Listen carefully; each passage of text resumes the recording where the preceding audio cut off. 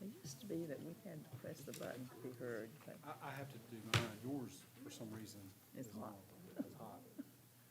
So don't say anything you don't want heard. well, that's a good reminder. Make sure my telephone's off.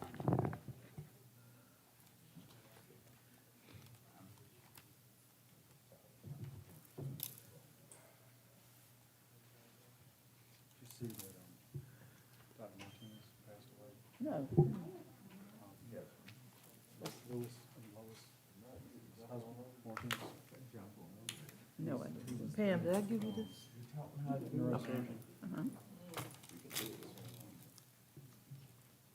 His visitation, so Really? a lot of people have been down lately.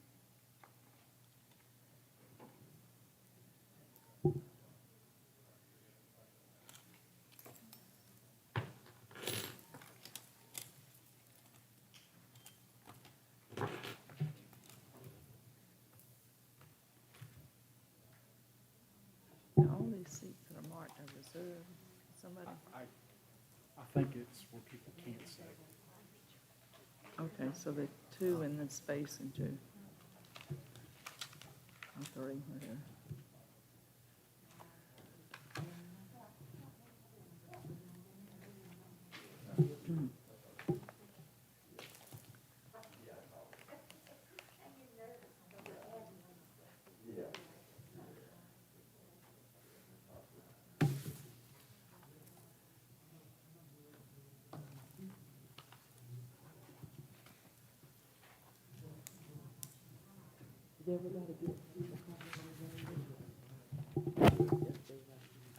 Everybody, yeah, because I had one, I only made 8 copies.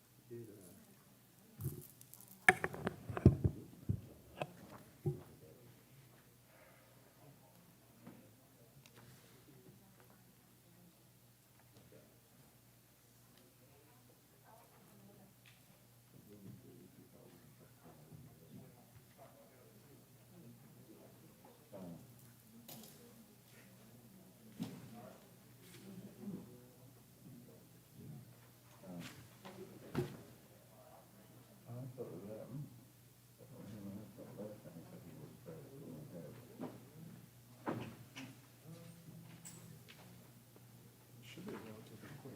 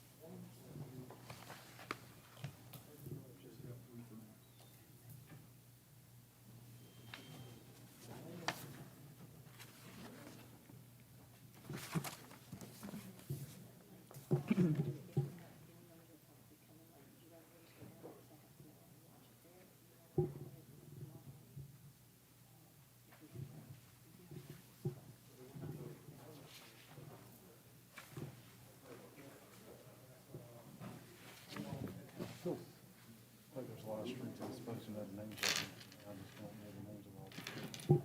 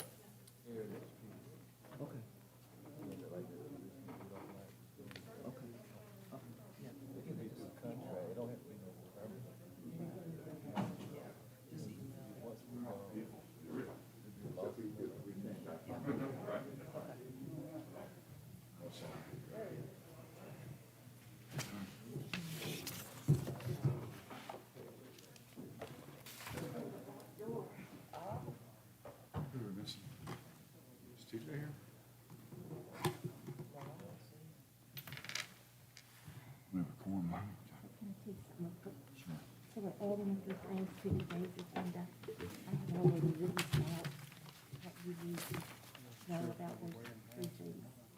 And I'm anticipating that the manager's budget presentation will be right here Okay, after the. Well, I may not be aware there was we're in okay, right? okay, got it. Thank you.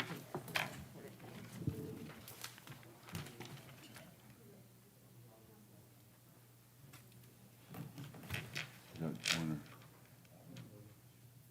Councilman Joyner. It's going to start, huh?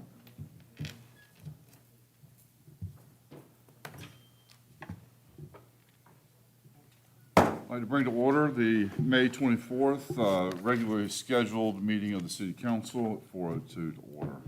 This time, I'd like everybody to please stand and to recognize a moment of silence to pray to the God of your choice.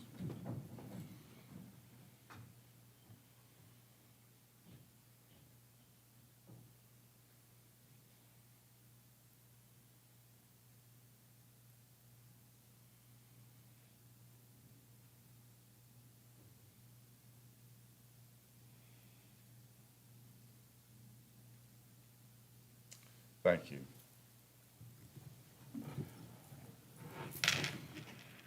This time, I'd like to ask the clerk if she'll please call the roll. Councilmember Knight. Here. Blackwell. Here. Joyner. Here. Walker. Daughtridge. Here. Bullock. And Miller. Here. Okay, thank you.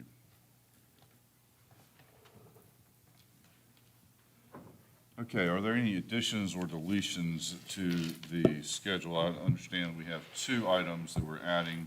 One's regarding a street closure, one's regarding resolution delaying the election.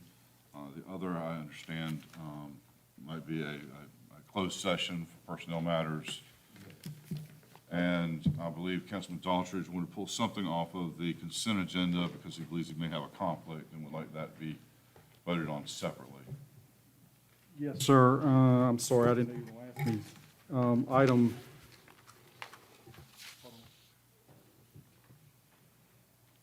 It's under the consent agenda, if we could pull, I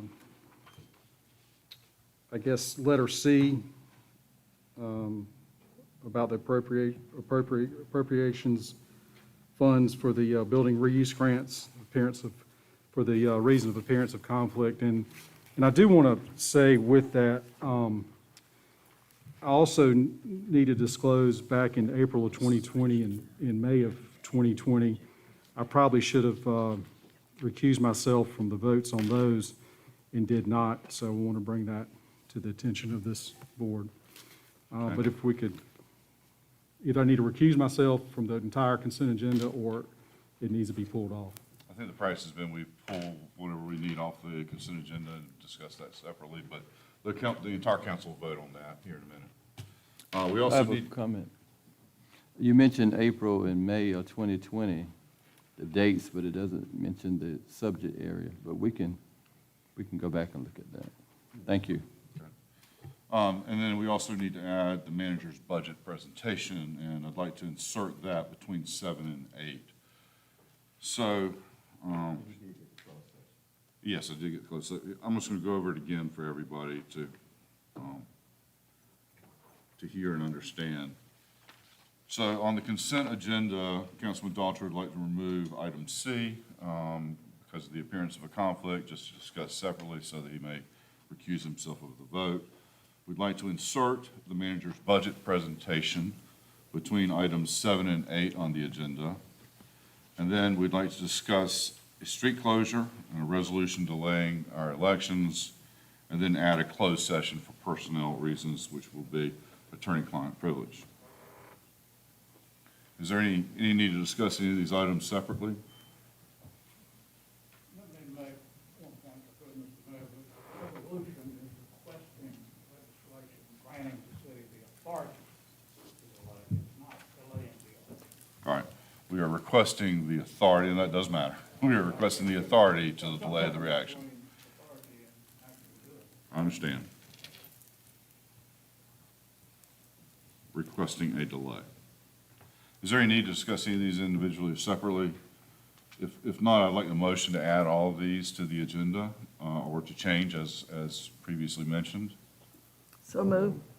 Motion made by Councilman Joyner. Was that a second by you, Councilman Knight? Who was the second? I thought I made the motion, but matters not. All right, or then very well, then second by Councilwoman Miller. Thank you. So all in favor, please say aye. Aye. Aye. All opposed, like sign. Motion carries and the items are adjusted on the agenda. With that, brings us to item number 4 on our agenda, which is consideration of the minutes of the 2021 annual City Council retreat, which is held April 7th through the 9th of 2021 in Asheville. Minutes of the regular scheduled city council meeting held May 10th. I'm sorry, we did the roll call. We've already done roll call. Yeah, I'm sorry. But you almost had me.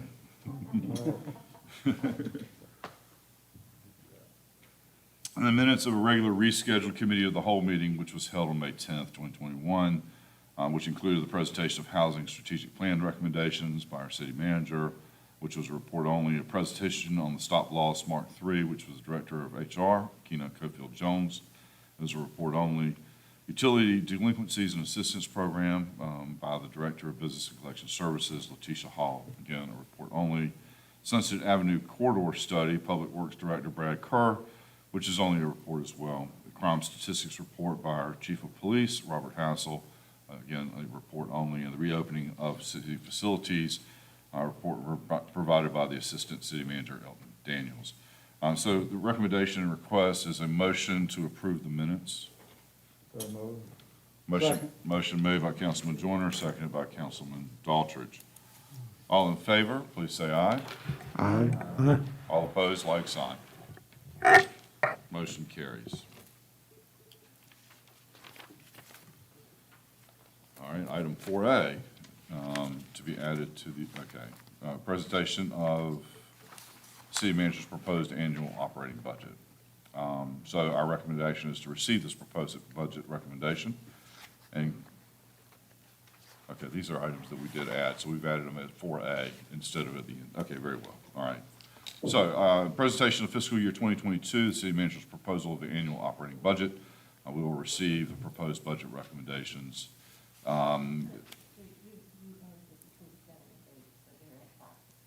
We're at 5, okay, and then we're gonna come back and add to this, okay, very well. So that's when, we'll turn it over to our esteemed manager, Rochelle D. Small-Toney, for her report. Thank you, Mr. Mayor and members of council and the viewing public. Good afternoon. I'd like to begin my report by sharing that our organization will hold the first installment of the hashtag Rocky Mount for All virtual town hall series on Tuesday, May 25th at 7:00 p.m. Tuesday's session will focus on downtown development. I will be joined by Downtown Development Manager Kevin Harris, Rocky Mount Area Chamber of Commerce CEO David Ferris, Dr. Lisa Nelson Robinson of Rocky Mount Renaissance, and Ben Braddock of Braddock Associates. Most important, we want you to participate. Please visit the City of Rocky Mount's Facebook page for the information to join the virtual session, which will be broadcasted live on our Facebook and also on YouTube. For more information or to share your views, email us at outreach@rockymountnc.gov. Finally, please stay connected for information on upcoming town hall sessions during the course of the next 3 months. Topics will include public safety on June 15th, affordable housing on July 13th, and business development in August on a date to be determined. I'm pleased to announce that our annual Juneteenth Community Empowerment Festival is returning. The Juneteenth Community Empowerment and Festival is Rocky Mount's largest community festival filled with music, dance, vendors, and cultural activities. The festival will take place July 18th through the 19th in downtown Rocky Mount. Please stay connected to our social media outlets as we soon will be sharing more information on the event. The spring and summer is also bringing us the return of our Summer Night Lights series. The series begins June 4th at Hornbeam Park and will be held every 2 Fridays from 6 o'clock to 8 o'clock p.m. at various parks throughout the city in June and July, as well as every Friday in August. The event is free and offers field games, family fun, music, and hot dog snack packs. In addition, some of these events will feature an opportunity to meet and speak with our new Chief of Police, Robert Hassel. For more information, contact our Parks and Recreation Department at 252-467-4902. The City Manager's Office recently had the opportunity to recognize the recipients of the quarterly City Manager's Award. Kenneth Perry of our Police Department, Joey Cassell, Energy Resources, Jeff Ackerman, Negrete Silver, and Allison Gardner of Public Works, Kimberly Daniels of Parks and Recreation, and Mark Adcox of the City Manager's Office were recognized by members of the community and their peers for their commitment to the city's core values. If you would like to nominate a member of our organization for the next City Manager's Award, visit RockyMountNC.gov for information. The City of Rocky Mount 2020 Water Quality Report is now available. Please visit RockyMountNC.gov, where you may view the report and learn more about your drinking water. This report contains important information about the source and quality of your drinking water. To speak to someone about the report or to request the mailing of a paper copy to your home, call 252-972-1336. The City of Rocky Mount's Business and Collection Services Department is utilizing the Community Development Block Grant CARES Act funding to assist utility customers within the city limits who meet income requirements. The program is designed to assist with payment of delinquent utility bills for low to moderate income households impacted by the loss of income due to the COVID-19 pandemic. Households that became delinquent after March 31st, 2020, and their income was affected by COVID-19 may receive up to 6 months of utilities assistance via the program. For more information on eligibility requirements, visit RockyMountNC.gov or contact our Business Services Center at 972-1250. Finally, the city's Tar River Transit Service is offering free rides to COVID-19 vaccination sites for those with scheduled appointments to drive up sites. Transportation is available from 8 a.m. to 5 o'clock p.m., Monday through Saturday, to vaccination sites located in Nash and Edgecombe counties. Citizens who are interested in transportation to and from vaccination sites may call Tar River Transit at 972-1174, 972-1514, 972-1515, 972-1516, or 972-1517. All appointments need to be scheduled the day before the trip. Healthcare facilities may also call and schedule transportation on behalf of their patients. Free rides will be available until at least June 30. Visit tarrivertransit.org regarding more information about general routes and services. Thank you. Thank you, Madam Manager. Does anybody have any questions or comments? I do. Councilman Knight? City Manager, thank you for the update. And also, we appreciate you bringing topics to discussion to our citizens of Rocky Mount to keep them abreast of what's going on. And you're giving us topics May through August, and the first one is on downtown. Are you planning to do any other discussions in reference to downtown within this year, 2021? Yes, sir, I think so, since the downtown is certainly the top priority of the City Council. Okay, because if not, I was going to ask if you would include Councilman Blackwell, he has been a champion of downtown from its conceptual idea of us revitalizing and rebuilding our downtown. He's been very supportive.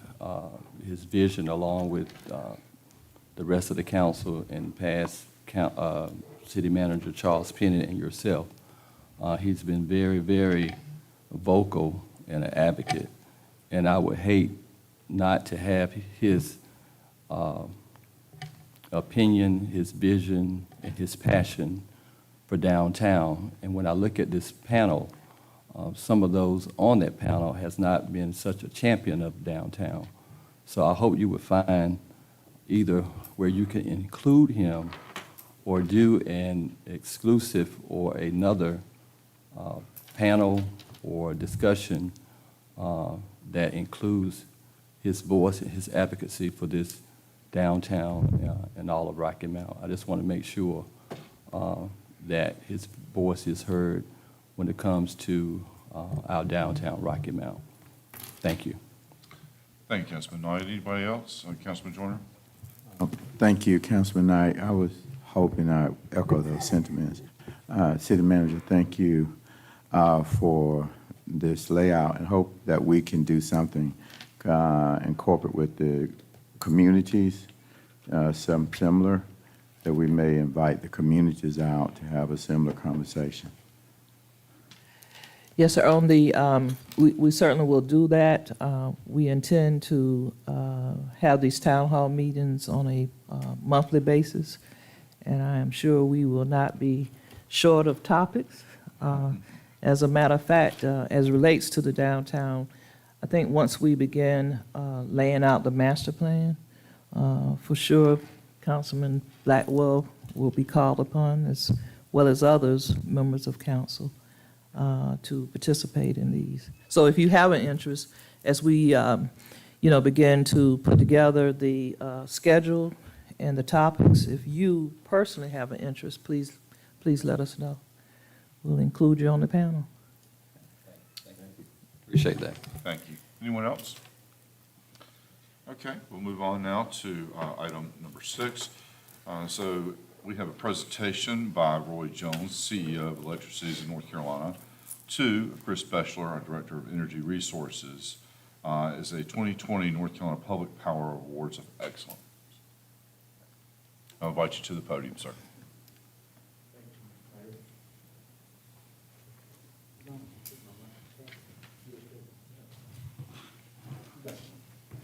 First of all, this is great to be here and be in person and to be able to see you all.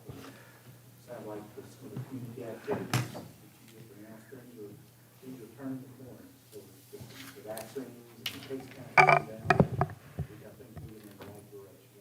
That's a great sign. Even though it was a challenge last year, it still provided an opportunity for public power communities across the state to really focus on and excel in these areas. And each year, what we do is we look across the 71 public power communities in North Carolina and identify those communities that are truly leaders in public power and some of the things that they're trying to accomplish in their communities. And this year, I want to recognize Rocky Mount.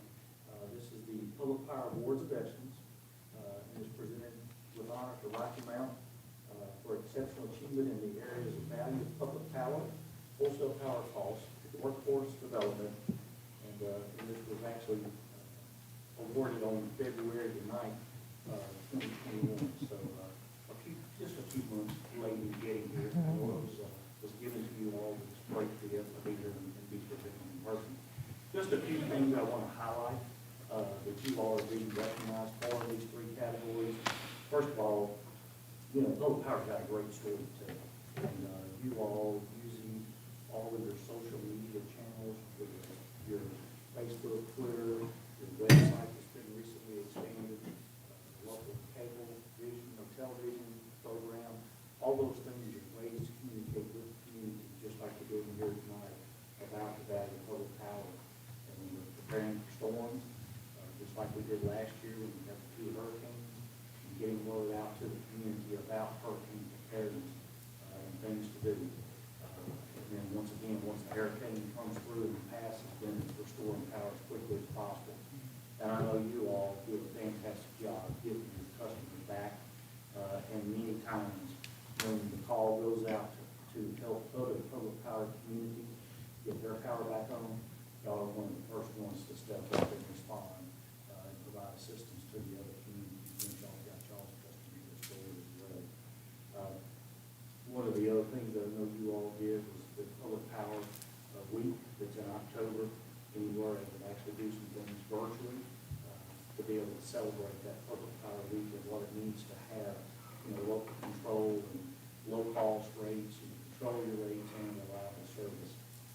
The other area, workforce development, and we all know Nash Community College just down the road is a fantastic partner in putting a lineman training program together. I know the manager of the operations serves on the advisory committee. We've got Laker City's safety training in that work with the Nash Community College. And it's just a fantastic program that is right here, right in y'all's backyard. They offer the only associate's degree available to a lineman here at the Nash Community College. None of the other community colleges offer that program. The other area is we recently registered our apprenticeship program with the state. It was done almost 2 years ago now, working with you all to design that program so that any public power community could use that program. And so a lineman could continue to work through his profession when he gets to the end of his training and get his journeyman's card. That's kind of the pinnacle of that career, is to get that journeyman's card. It takes about 6 to 8 years of training, education before you're able to get that journeyman's card. And y'all got a program now that you've adopted working with us. And then obviously it's got pay increases that the individuals will obtain when they pass certain modules and certain tests. Because those men and women are out there working because they want to provide for their families. And this is a vehicle that they can use to get training in advance in their profession. The third area is wholesale power cost, and I know as I look around the room, we've got lots of folks that were here on council when we were focused on what are some of the things we can do to get our wholesale power costs down. We've been successful at that. I hope the gift that keeps on giving because we truly are seeing the benefits of that transaction that you did back in 2015. But you haven't stopped there. Continue to look for ways to make your system more efficient, drive down the cost, keep your rates low and competitive, whether it's helping homeowners with their energy efficiency to help them reduce their power bills, or on your distribution system, changing out generators, looking at all the load management switches and making sure that they're operating so everybody truly does realize the benefits and savings associated with that monthly peak shaving. So congratulations. It's been a challenging year, but a very rewarding year in some regards when you step back and look at what you all have accomplished. So it's an honor to be here tonight, to be here in person, and congratulations to you all, and also to the employees. They're the ones that are the boots on the ground that are making this happen every day, day in and day out. So this award truly is an award to the employees and everything that they do. Thank you, Mr. Mayor. Thank you, sir. Mr. Mayor, Yes, sir. Councilman Blackman? thank you. Yeah, I know. Apologize. We don't That's right. Please forgive my rudeness on that. Thank you so much, Roy, for coming back. And I know we all appreciate having the dynamic partnership that we do with electricities. For the future, are there any plans, programs, initiatives that we might be engaging with our communities around solar for residential use? Is there something that we can get ahead of the curve today to help prepare for that sustainable energy? Couple thoughts, just off the top of my head. First of all, the industry is moving away from, kind of the buy, sell all was kind of the discussion back, years ago. It's now kind of shifting to net metering, so that when some homeowner puts residential rooftop solar on their building, they either are using the grid if they need to, and then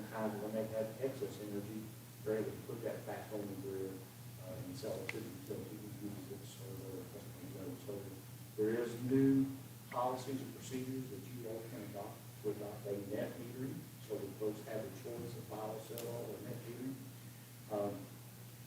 The other one that you might want to consider, and this was some legislation that we got the public hire communities included in about 3 years ago with House Bill 589.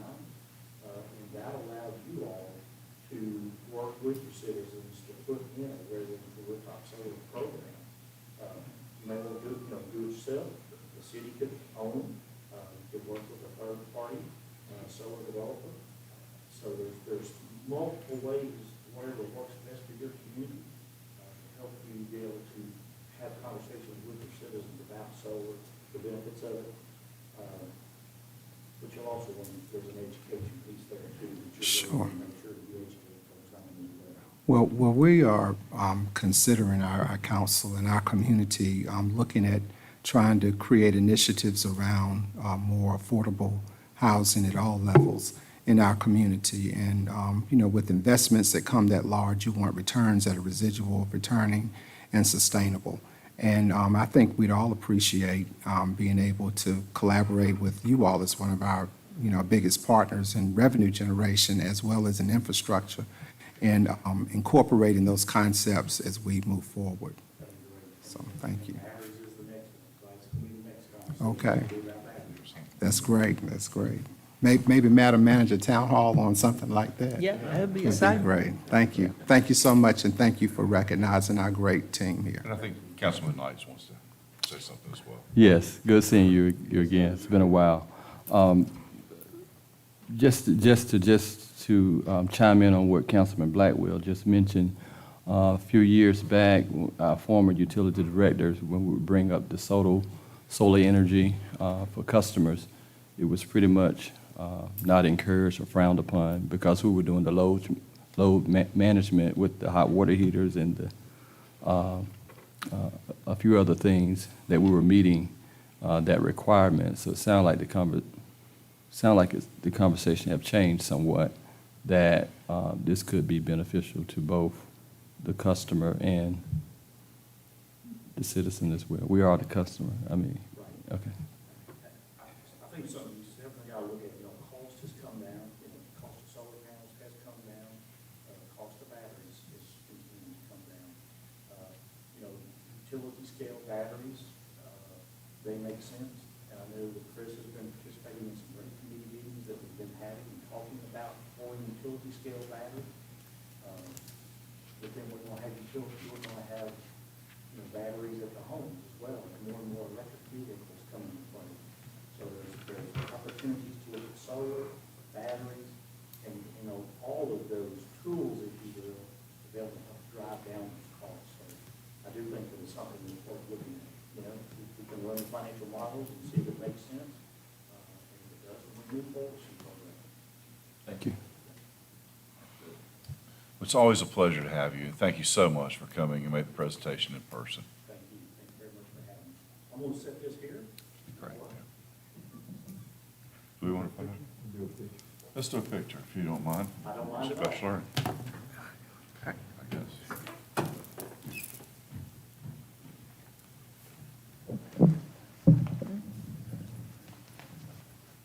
You okay without a mask on? Y'all okay? Are you vaccinated? I am. I got my shots.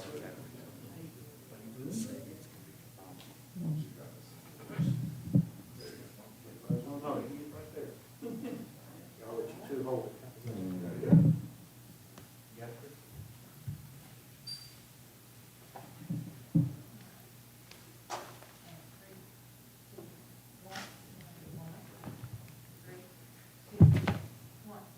Have you heard of that group before?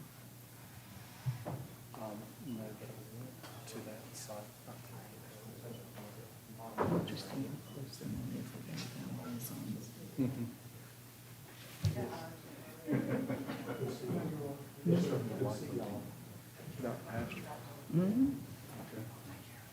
Thank you.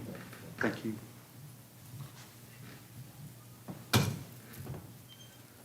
And next is Dr. Lou Honeycutt, President of Nash Community College.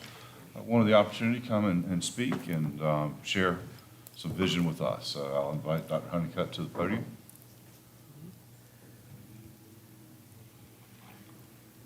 Okay, well, then we'll just move back. If he comes in, then we'll acknowledge him at that time. Brings us to item number 7, which are petitions to be received from the public. The public petitions portion of the city council meeting is an opportunity for public comment, and the city council appreciates your attendance and thanks you for expressing your views and opinions. The city council values all citizen input. This is an opportunity to raise a question or present a request to council. However, in most cases, council members will not respond to public comments, but may refer a matter to city manager or staff for follow-up. Time will be monitored in order to give everyone an opportunity to speak, and speakers will have 3 minutes. Please be aware that sign-in sheets must be presented to the security officer prior to the opening of the city council meeting. If an organized group is present to speak on a common issue, please designate one person to present the group's comments. If your comments are in regard to an item that is the subject of a public hearing, please wait until that item is introduced to speak. Time will also be monitored. If your comments are in regard to an evidentiary hearing, additional time may be granted. The City Council requests that you please adhere to the following guidelines. Please sign in sheet, address comments to the council as a whole and not individual council members or city staff. Speak from the podium in a civil, non-argumentative, and respectful manner. Personal attacks which have the potential to disrupt the meeting will not be tolerated, and you will be asked to sit down or be removed from the meeting. Keep comments to 3 minutes. Thank you. The first person I'd like to invite to the podium is Mr. Marvin Tyson.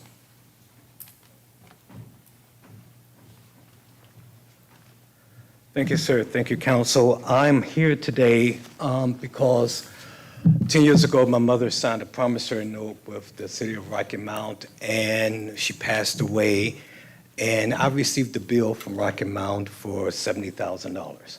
But before we got that far along, I tried to contact Rocky Mount and talk with them about it. How did we get to this point? And over that time, I got pretty much deaf ears.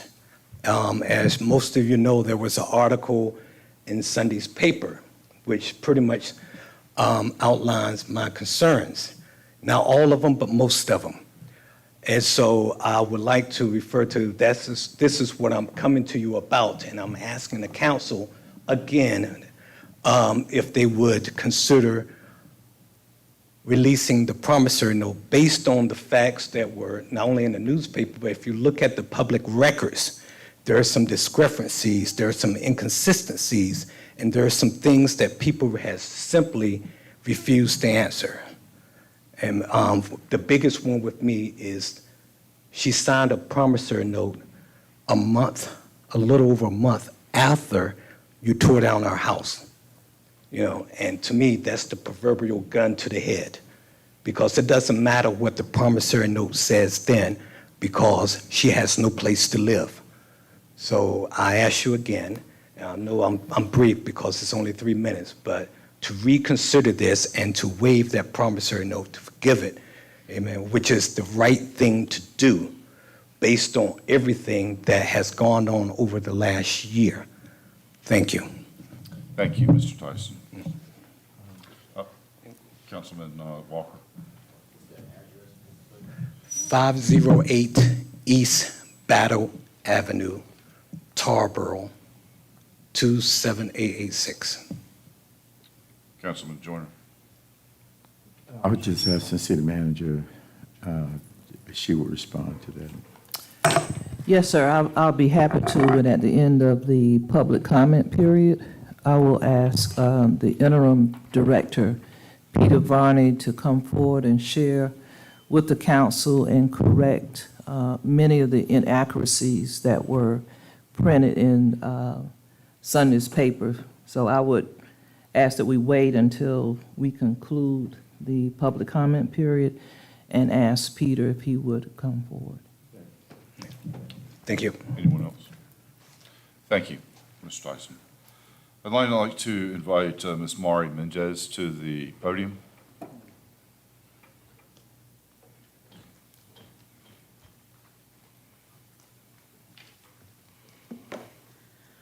First of all, I want to thank y'all for opening this room for us so we can all hear everything.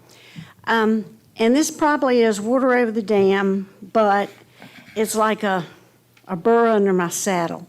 Number one, I would like to know who among the city council chose Asheville to have a retreat. I would also like to know, did really the city, me as one of the taxpayers, pay for 50 people to go to that retreat? And there had to be that many people? I can only count like 7 members, the mayor, city manager. Who else went? And why do y'all have to pick one of the most expensive places in North Carolina to go and one of the most expensive places to stay?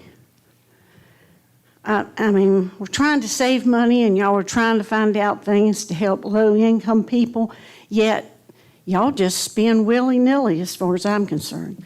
And I really wouldn't equal Rocky Mount to Asheville as to homeless problems.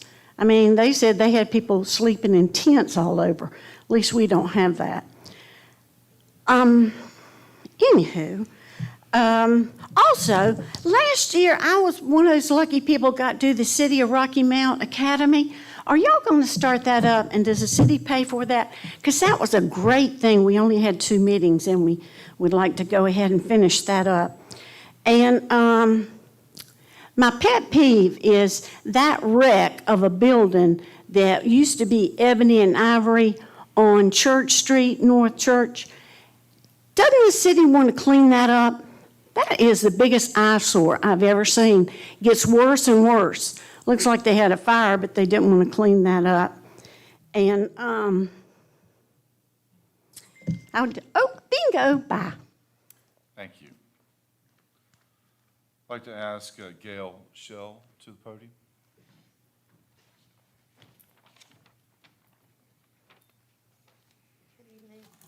Evening. Thank you for having me today. The reason why I'm here is because I was coming home from Wilson one day this week, and I saw lots of smoke in Sharpsburg, and it was a really big concern to me because I have a little bit of asthma, and I have a garden, and I have pets. And the smoke was so to the point that I thought that there was a fire, and it was like all along the railroad track. So as I got into Rocky Mount, I called the police to find out if there was something going on. And, you know, it really bothered me that my response that I got from the police department, because they act like it wasn't no big deal. But I'm seeing smoke, I'm breathing smoke in, and she said, well, do you see fire? I said, no, I don't see any fire. But when I got on my block, I did see fire, so I did call back to let her know that I did see fire. And she was still a little bit abrasive to me, and I felt that that was really, really sad. So the reason that I'm here, because I did follow up, because I'm the type of person I have to look into things. So I made a couple of phone calls, and I finally called the fire department, and I found out that CSX does scheduled maintenance checks along the railroad, which I'm sure we need them. It would be nice if the public got a copy of the schedule, and maybe if, you know, all the different forums, Facebook, Twitter, 252 Hood News, that they will let the public know in District 2 that they're going to be doing these things, so we can close our windows, bring our pets in, and just, you know, maybe keep our mask on a little bit longer coming home from work. And this was in the middle of the week. This was a Wednesday night, I believe this happened. So that's my first concern. Please let us know when we're going to do the checks. I know they're important, so just let us know. The second thing is I'm an educator, and I work about 15 minutes outside of Rocky Mount, and I leave my house about 6:50 in the morning coming down Church Street, and I think it's Bassett Street or High Street. The train is just sitting there, and it's one thing if it was going down the track, but it's just sitting there, and I think that that's really bad for those of us who, you know, we're running a little bit late all the time. And it would be nice for the trains not to sit on the tracks, because then the other option is to go over the bridge or either go all the way down, you know, down Church Street. So it would be nice for those trains not to just sit there at 6:50 to about 7:15 in the morning. I think that's not good for us, you know. So I would like to know if that cannot happen anymore. That's my request. The third thing, and this is the last issue, I do have other issues, but I know I don't have much time. I have an issue with my landlord, and I called the courthouse today with regard to my air conditioning unit, and I need to know, is there a landlord-tenant committee that is for the people? Because I know that you go to court, the landlords can take us to court, but I don't see anything where we, as the public, have a place to voice our concerns. I'd like to know if that's in place, and if it's not, will we do something about that? And also, is there a general place to voice complaints as opposed to us calling 911 when they're frustrated with us? Is there a way we can do that in a responsible way? Yeah, so you could contact our Human Relations Department. I don't have the number straight away, but the director is here, I think. There he is, Archie. If And you that's could with, just that's with talk regard to him. what? That'll be in regards to the landlord-tenant issues. Okay, so, I'm sorry, what's your name, sir? Archie Jones. Archie Jones? Okay. All right, and so what about the CXS? Are they letting us know when they're doing those issues? Will they let us know about that so we can prepare? So the phone number is 972-1180. 972-1180? So you can speak with Archie about CSX too, but I will tell you that it's very hard to move a monopoly like CSX. We have the same issues and concerns, but. I just want to, just to let us know when they're going to do the checks, so that way we can close our windows and bring our pets in. That's all we're asking them to do. Let us know. I'm sure other areas would have the same concerns, so we can be careful and, keep ourselves healthy. If not, maybe they might want to give us some money to help us with our health bills, and things like that. Thank you, Michelle. I think Councilman Walker has a question, Yes, sir. and I think what the city manager's trying to say is that we have no control over CSX. And they did call me. I did get a phone call from them. I was surprised. So Councilman Walker. Thank you, Mayor. What's the address? Your residential hazard? I don't want to tell everybody out here in public. I wrote it down in the papers. I wrote it down in the paperwork. We have. And I'm in District 2. I'm in Mr. Joyner's district, Councilman Joyner's district. And I did call you as well. Yeah, I'm in 2. I thought they said it was. Okay, I called the wrong person, We sorry. have the information right here. Okay, You'll handle it. okay. Okay, thank you, I appreciate it. Mayor, Thank you, Michelle. Thank you. Mayor. Also, Councilman Walker, I'm sorry.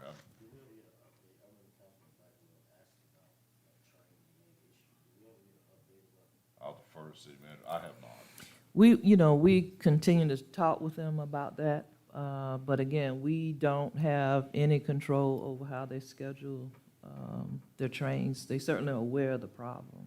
Yes, ma'am. So, But what I can say, may I say this, is that we will make this an issue, an enhanced issue with our DOT as well. I think we just got to hit it from all angles and all sides, because they just don't park there. They park downtown.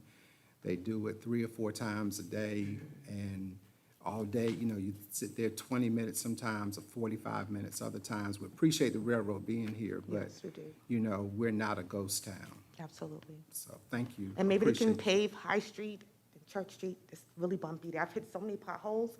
And thank God I have a good repair guy, All right. because it's ridiculous, too. Thank Thank you. Thank Appreciate it. Thank Thank you. you. I'd like to invite Mr. Samuel Battle to the podium at this time. Oh, I'm sorry, Councilman Knight, I'm sorry. I think we had asked that we would have Mayor Pro Tem to put that on the agenda of the committee of the whole to ask a representative of CSX to come to the council so they can hear from us personally from our concern and our constituents' concern in reference to the railroad. They may be a monopoly, but we have a voice as well. And surely they can work with us if they're going to run through our town, our city. And I don't know, Mayor Pro Tem, you can update on us, give us an update when you plan to have it on the committee of the whole, since you are the one that set the agenda. Thank you, Councilman Knight. We certainly, and thank you, ma'am, we certainly will have CSX on the committee of the whole and to address those concerns of our citizen and our city council. Okay, Mr. Battle?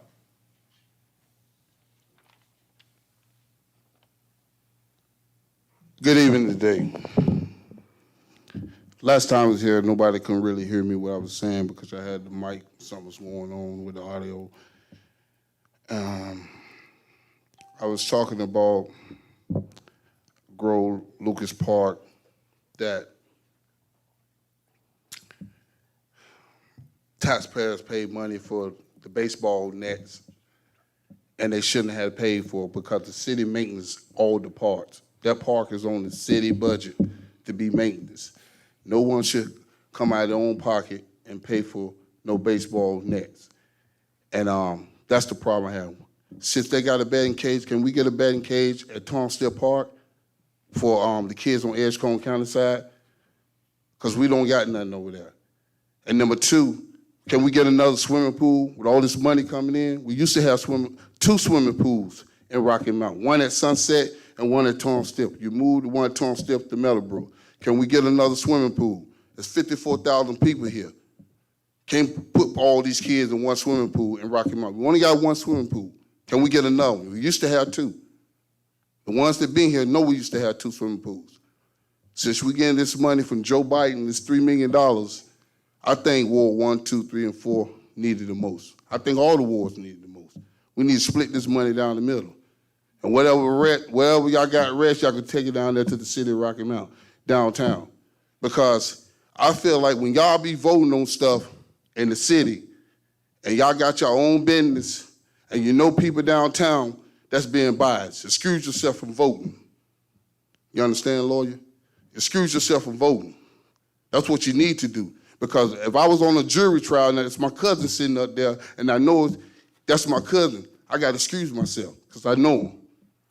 So we need to do the same thing here. We need to excuse ourselves when you know somebody downtown. Don't vote. Excuse it. Excuse yourself from the vote. Everybody got kinfolks down there. Everybody got business down there. You know, don't vote on it. Excuse yourself. That's the right way to do. Because if you're voting, you have no integrity. You know, I got a lot of integrity. I walk away from stuff. I can't get in a situation. Cousin or brother, I'm done. Y'all handle that. I don't show favoritism. And this city's about to warm up, like I said, with this crime. I was an incident this week in Edgecombe County. I seen guys pull guns out on each other, and boy, I'm looking like, whoa, what's going on? Kinfolks. Gonna say, I'm gonna kill you and your daddy. I'm like, what's going on? They're like, Sam, you gotta calm that down. I said, no, I'm not gonna calm that down. Because when a child is involved, gun was paid out, that man feels some type of way. Handle it. This is what's going on in the city right now. It's gonna warm up. This city about to get warmed up. What y'all gonna do about it? Thank you, Mr. That's all I'm trying to say. Thank you. Thank you, Mr. Battle. Okay, this time, City Manager, I believe you had, I'd like to turn it over to you to comment perhaps on Mr. Tyson's comments. Thank you, Mr. Mayor. As I've requested, I'm going to ask Peter Varney if he would come forward and explain some of the issues that have been misreported in the newspaper, and also communicated not only to you, but to the general public, as well as the Edgecombe County Commissioners. And I'm going to read a statement from some correspondence that we received from the HUD office in Washington, D.C. And the reason why I think it's important for me to do this is because I have to take exception to anyone impugning the integrity of this administration and the program funds that we administer to help people when they need decent and affordable housing. Here is a statement. According to a correspondence addressed to Marvin Tyson, digitally signed and dated on April the 6th, 2021, by Kevin Bush, who is the Deputy Assistant Secretary for Grant Programs at HUD in Washington, D.C. The department does not have the authority to require the consortium, and the consortium that they're speaking of is the consortium that the city of Rocky Mount oversees for Nash County, for Edgecombe County, and for other smaller municipalities or townships within those counties. But anyway, the department does not have the authority to require the consortium to forgive the home loan. Again, it's reported in the paper that this was a CDBG loan. In fact, this is a home loan, H-O-M-E. Nor is there evidence that the consortium acted inappropriately or misled your mother in executing the loan. So, Peter, if you would come forward, and I think Ms. McGee is also here, who is the program administrator for these funds, and I'm sure that she can also add any additional information about this particular situation. It's helpful to remember, as Ms. Small-Tony just said, that there are two streams of funding that come from HUD into this area. One is from the program called Community Development Block Grant, CDBG, and those funds come to the city for use by the city. The other stream is funding that comes from the HOME program at HUD, and that comes to the Down East Consortium, Down East Home Consortium. And that consortium consists of, at one time consisted of the two counties and all the municipalities in those two counties. Today it consists of, I think, 9 jurisdictions. So there are two streams of funding, and the Down East Consortium uses the home funding in accordance with policies that they have adopted. One of the policies that they follow is a policy of recapture, so that what they do is determine a period of affordability, and then will set up a system of promissory notes and deeds of trust to recapture funds in the event the period of affordability does not run to full term. Okay? So in this case, in Mrs. Bell's case, she received a brand new home. She was living in a home, and they took down the old home, built a brand new home. There was a promissory note, a deed of trust entered for $70,000, secured by the deed of trust. It was a 20-year period.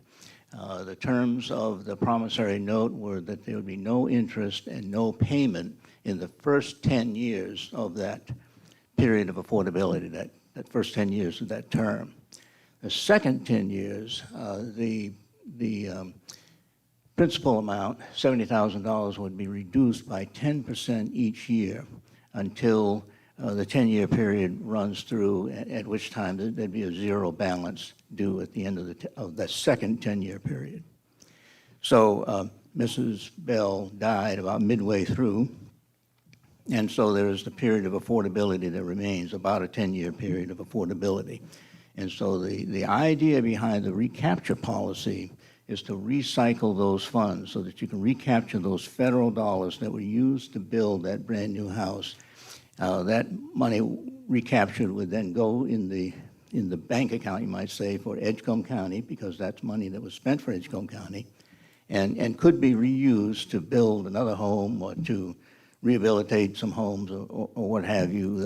To recycle that money is how that works. The sequence of events would go something like this, and this would be not all the details in it, but Ms. Bell made the application to participate in the program December 15, 2009. Her property was inspected in July of 2010, and at that point, the determination was made that the house needed to be replaced. It was more economical to replace the house with a brand new house than it would be to try to rehabilitate the house. So they met with her and showed her various plans, floor plans, construction plans for a new house, and she selected one of those plans in July of 2010. The county then bid the construction of that new house, bid opening on August 23, 2010.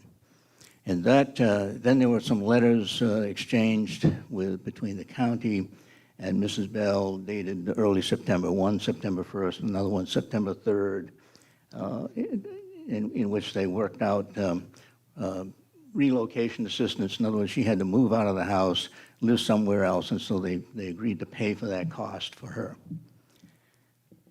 Sometime, let's see, her mother moved out of the house September 17th. The house that she was living in was demolished on September 22nd. She signed the promissory note and the deed of trust on October 27, 2010. This was a second signing. The first signing, she signed the promissory note and the deed of trust, but there was a formatting problem with the deed of trust document. In other words, they took the document to the Edgecombe County Register of Deeds, and because it didn't meet the formatting requirement, it was not able to be recorded, and so they brought another document back to her to sign, and she signed it October 27th. The next thing that happens is that they signed the contract for the construction of the house in November of 2010. The county issues notice to proceed for the construction of the brand-new house on November the 29th. They go through the construction process that's completed in March of 2011, and she moves in March of 2011. So that's what's taken place in the case. Some of the inaccuracies, I think, in the story indicates that the deed was never recorded. And somewhere here, I think I have the page number. Let's see.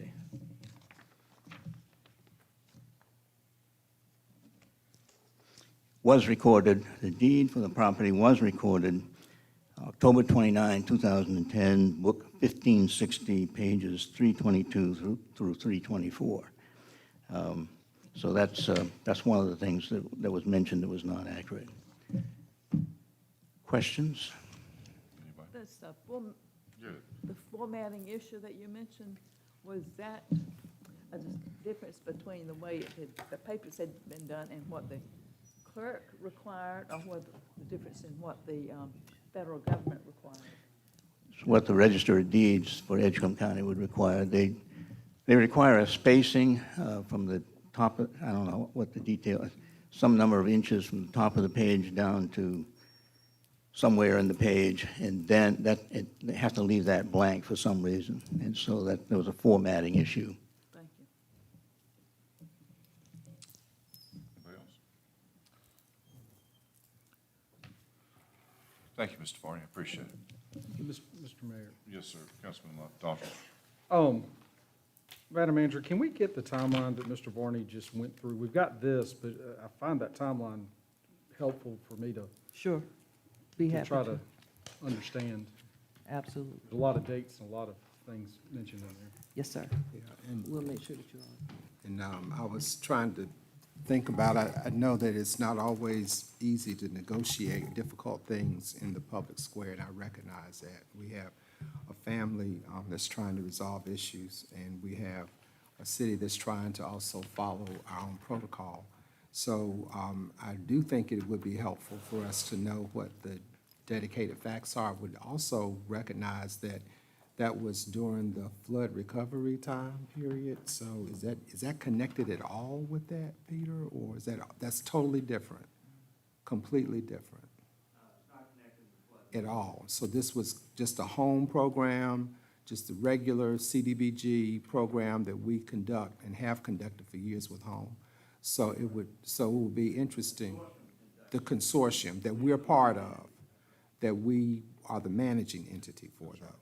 So we also had some disruptions with that. I think the newspaper pointed that out as well.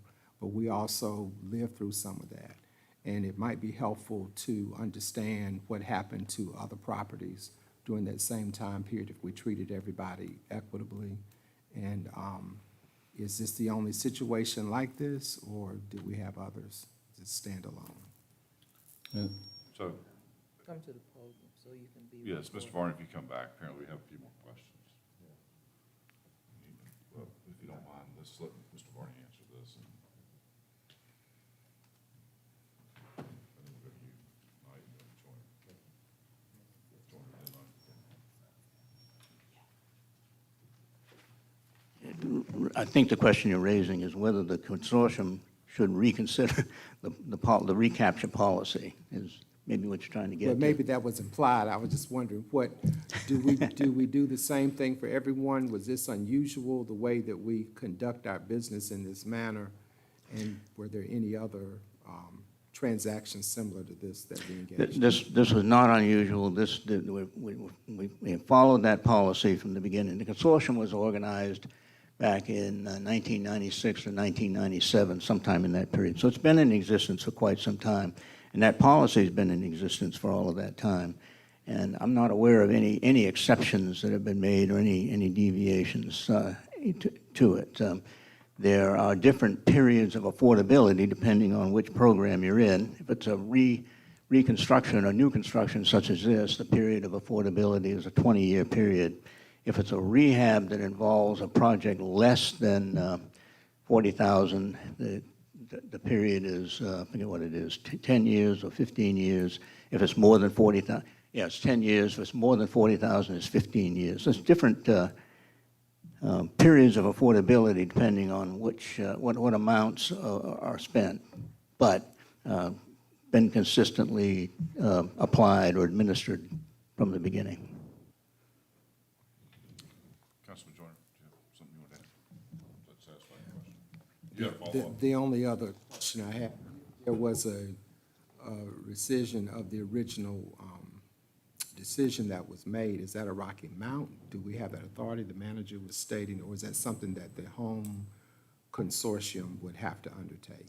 The consortium is a separate entity, and these funds come to the consortium, and so it would involve a consortium decision to revise the policy or whatever they would do. Really, and the city's role is we serve as the lead entity. The funding, HUD funding, comes to Rocky Mount, and then through Rocky Mount to the members of the consortium. And so we're the lead. We're the ones who are accountable to HUD for compliance with their regulations and following their guidelines and monitoring visits and audits and all of that sort of stuff. We, the city, are responsible for that, and that's why our hands are in it in the consortium's case. So but the decision would be by the consortium, not by the city. So for the family's appeal process, what are the steps for that? And has the family been able to follow the policy, the appeal process as it is documented? Well, what would need to happen is a meeting of the consortium, a convening of the consortium, and then a presentation request for reconsideration made to the consortium. Thank you. Councilman Joyner?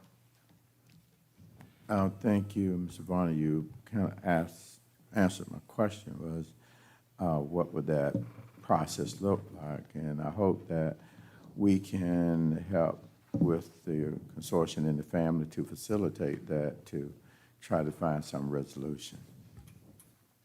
Councilman Knight? In reference to the policy, is the policy is the same across the board for all entitlement cities or cities that receive the home funds? And I know it's the loan was 20 years. Are all cities having loans up to 20 years, or are some 15, some 10? Just want to. The consortium has latitude. The consortium makes the policy for what that recapture would be.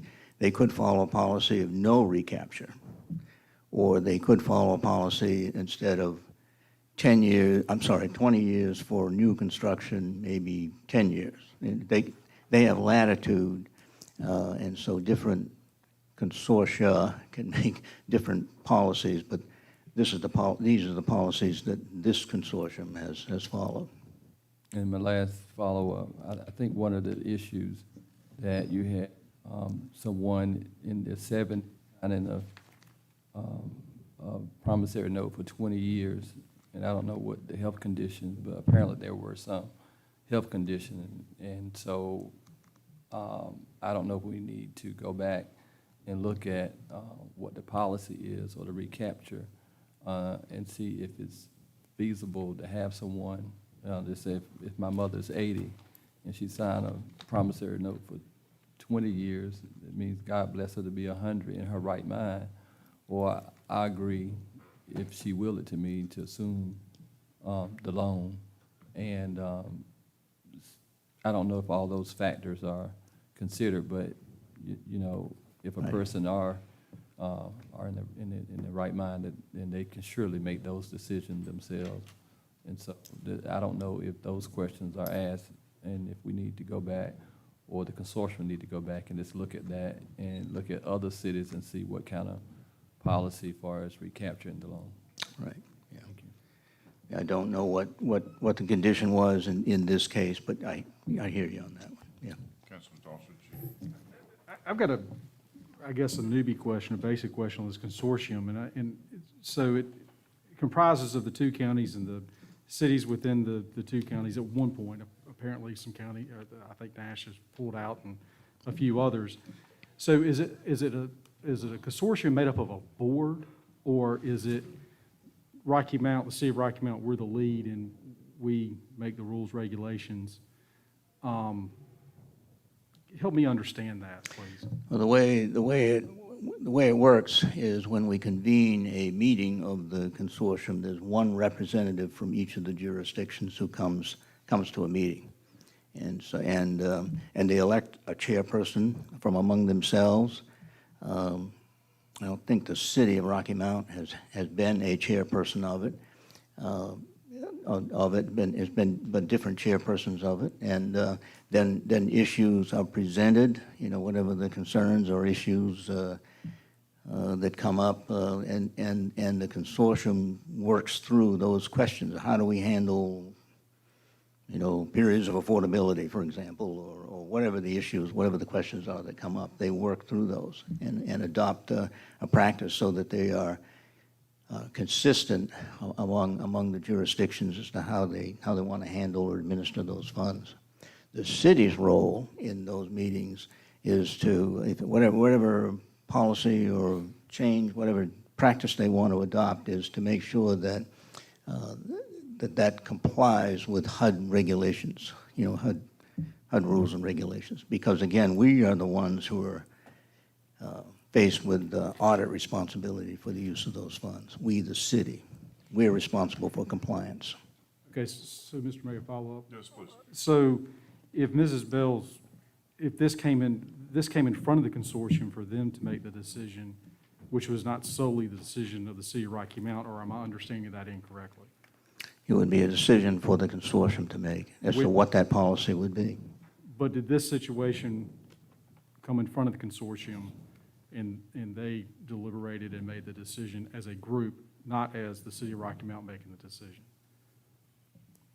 I'm not understanding. Are you asking, right, the group would decide, the consortium, the representatives of all of these jurisdictions are the ones who would make that decision? So there was a representative from the city of Tarboro in the consortium that helped make this decision? On the policy of recapture, yeah. Okay.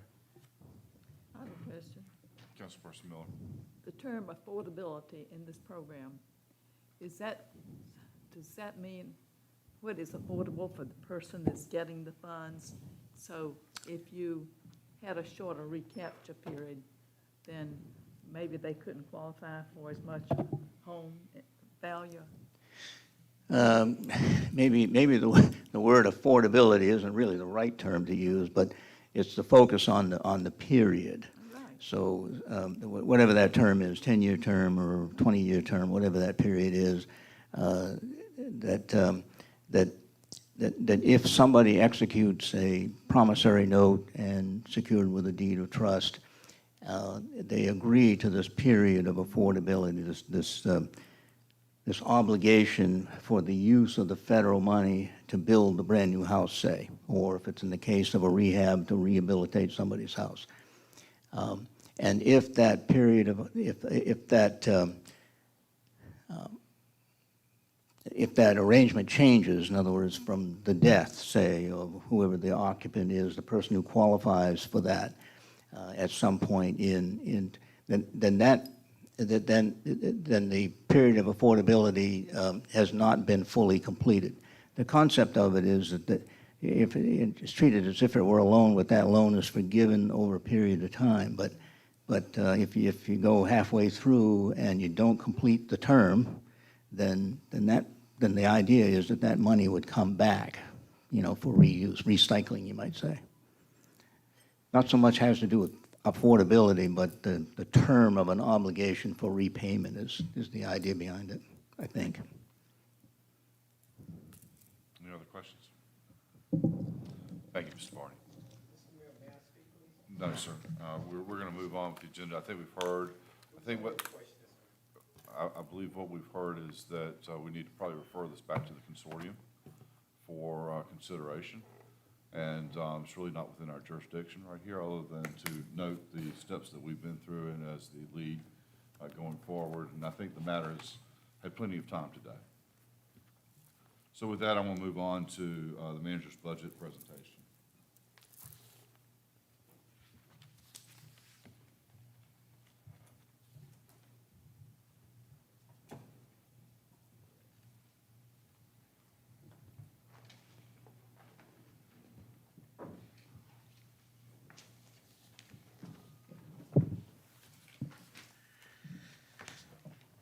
Mr. Mayor and members of council and citizens of Rocky Mount, it is my honor to present the city manager's proposed annual operating budget for fiscal year 22, which begins July 1st, 2021. This proposed budget reflects fiscal implementation of my operational plans to resume city programs and services curtailed in response to the COVID-19 pandemic, uphold excellent and current operations, and achieve City Council's goals. The proposed budget across all annual operating funds for fiscal year 21 is approximately $222.8 million.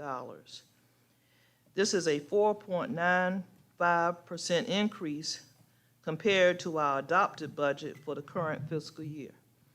The proposed budget for the general fund, which represents the operation of most general government services, including police, fire, public works, parks, and development services, is approximately $78.68 million, which is an 18.88% increase compared to the adopted budget for the current fiscal year. Developing this proposed budget incorporated several key factors. First, this proposed budget balances appropriated expenditures with conservative estimates of anticipated revenues. This is consistent with the statutory requirements for balanced budgeting included in the North Carolina Local Budget and Fiscal Control Act. Also, in alignment with statute, our proposed budget appropriates full funding of all city debt services, as well as all legal obligations of the city for the coming fiscal year. This budget does not propose any increase to the city property tax rate, which remains at its current level of 68.5 cents per $100 of assessed value. This budget also does not propose any increases to retail rates for the city's enterprise utility services, which are electric, gas, water, sewer, and storm water. The only proposed change in rates and fees included with this proposed budget are a $3 per month increase to the residential solid waste fee to expand services to include year-round leaf collection and citywide litter removal. An annual adjustment to the rates charged for utilization of the solid waste transfer station, accommodating changes in city costs for landfill disposal of collected waste, and establishing a $5 fee at the animal shelter for rabies vaccinations of adopted animals, as required by state law. This budget also includes funding to uphold our commitment to establish council initiatives and provide resources for implementation of the fiscal year 2022 capital budget, which is the first year of the 2026 Capital Improvement Program. The revenue forecast for the current fiscal year's adopted budget anticipated significant reductions in several key areas of general fund revenues, notably local option sales tax, interest, and fees for services provided by various city departments. These conservative estimates reflected our uncertainty about how the pandemic and the corresponding policy responses, in other words, the lockdowns, the masks, and social distancing mandates, would influence our economy and service demand. Overall, we find ourselves in a better position now than we anticipated this time last year with respect to current revenues, which enables us to resume programs and undertake several critical projects in fiscal year 2022. Our fiscal year 2022 forecast for current general fund revenues is $5.67 million above our forecast adopted for the current fiscal year.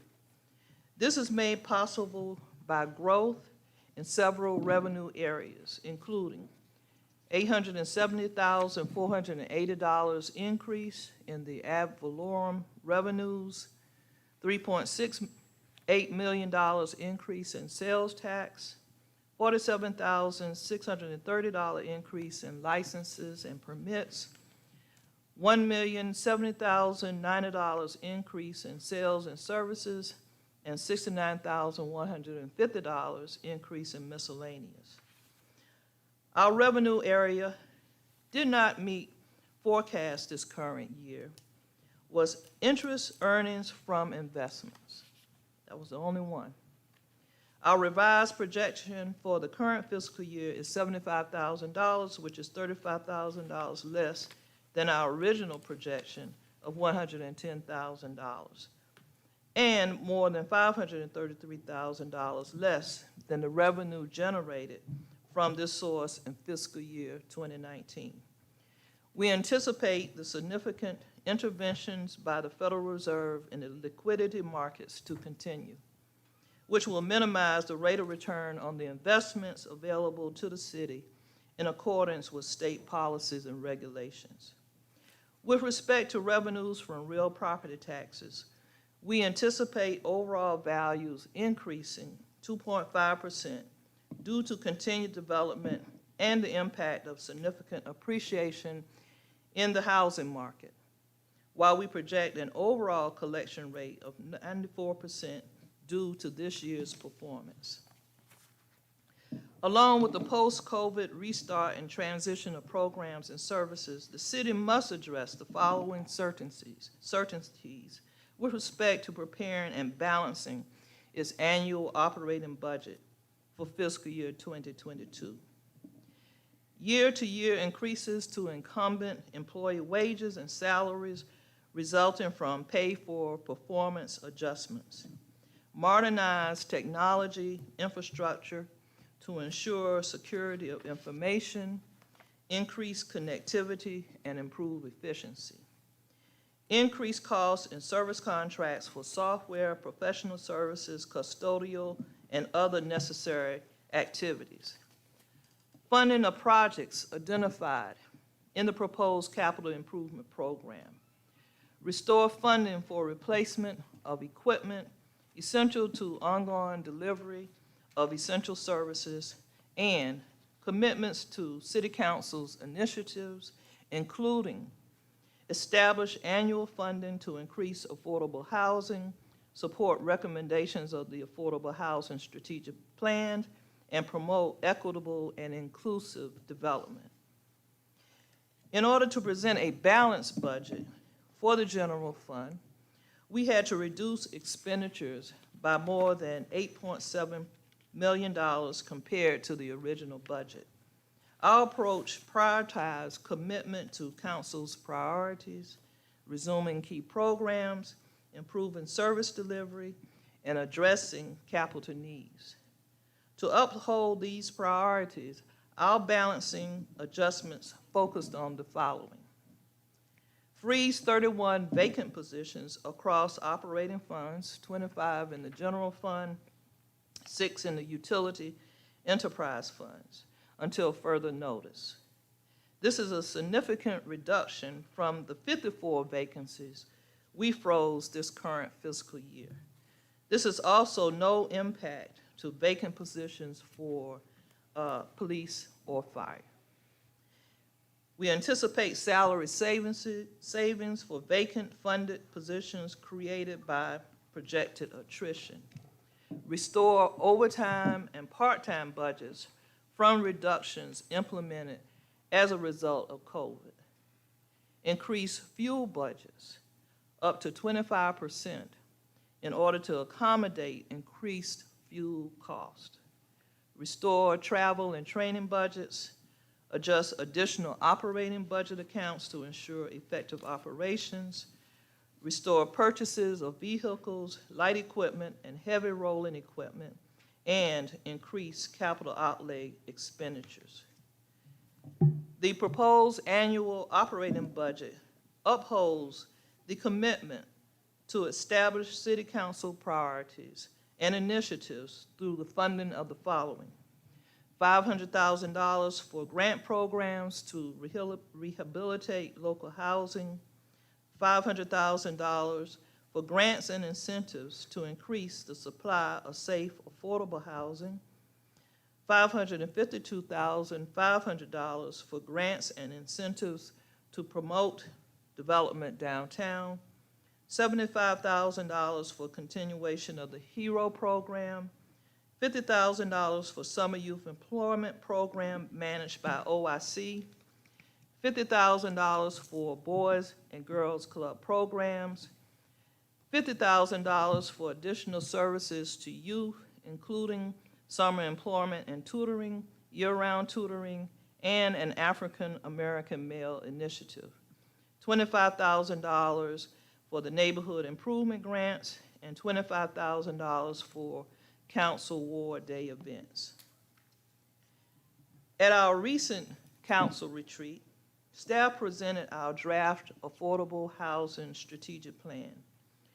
We recently provided follow-up to council on implementation of its recommendations, and we will be providing a timeline and additional cost estimates in June.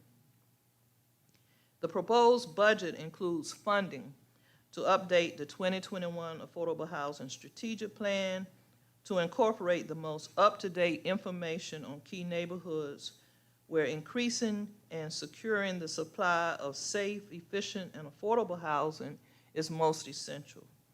A team of management interns will work this summer on surveying residential properties in these neighborhoods to identify their current condition and evaluate the applicability of recommendations.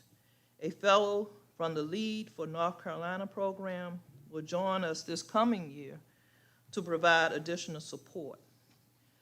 Funding is also included in the proposed budget for our Department of Finance to continue their work with respect to preparing for a general obligation bond, which will include a focus on affordable housing and any other priorities that council determines are in need of funding from bond proceeds.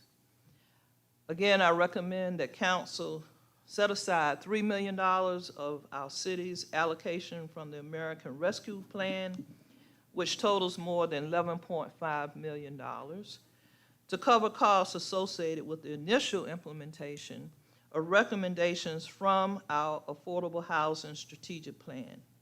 Additional funding will be planned through bond proceeds following voter approval and future budget appropriations.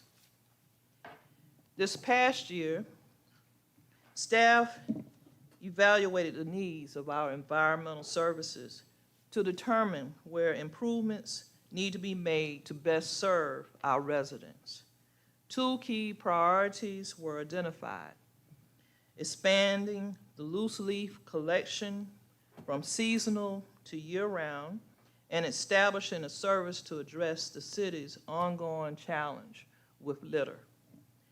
The proposed budget includes funding to implement expanded services to address these priorities.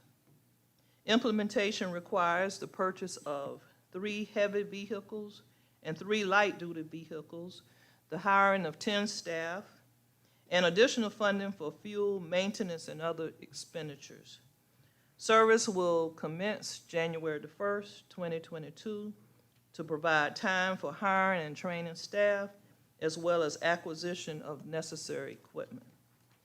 Total costs for these service expansions in fiscal year '22 are approximately $1.45 million, of which $750,000 is financed for equipment and $700,000 is for staffing and other expenditures. For fiscal year '22 to '24, total operating costs are approximately $2.4 million. In order to cover these costs, a fee increase of $3 per month to the residential solid waste fee is necessary. $1 of that is for the year-round leaf collection, and $2 is for the litter collection. At the proposed rate of $13.75 per month, our residential fee remains extremely competitive with rates charged in other cities, which vary between $16 and $31 per month.